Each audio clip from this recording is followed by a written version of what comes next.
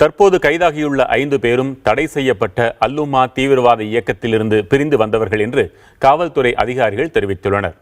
அல்-உம்மா எந்த நோக்கில் தொடங்கப்பட்டது, அடிப்படை இயக்கம் என்பது என்ன என்பது குறித்தெல்லாம் விரிவாக பார்க்கலாம். அல்-உம்மா தமிழகத்தை மையமாக கொண்டு செயல்படும் பயங்கரவாத இயக்கம்.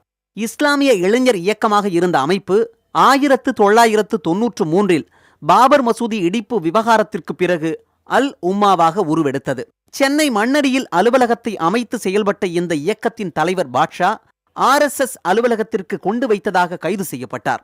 1998 கோவை தொடர் வெடிகுண்டு தாக்குதலில் 58 பேர் உயிரிழந்தனர். கோவை வெடிகுண்டு தாக்குதல் அல்-உம்மா இயக்கத்தினரின் சதிச்செயல் என்று வழக்கு தொடுக்கப்பட்டுள்ளது.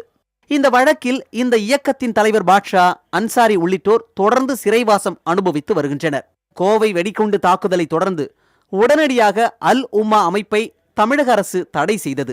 அல்-உம்மாவிலிருந்து பிரிந்து வந்த சிலரால் 2004 தொடங்கப்பட்டது அல்-கைதா அடிப்படை இயக்கம். அடிப்படைவாதிகளை கொண்ட இந்த இயக்கத்தைச் சேர்ந்தவர்களாக சந்தேகிக்கப்படும் 5 பேர் கைது செய்யப்பட்டிருக்கும் நிலையில் மேலும் சிலர் தலைமறைவாக இருக்கலாம் என்று போலீசார் சந்தேகப்படுகின்றனர்.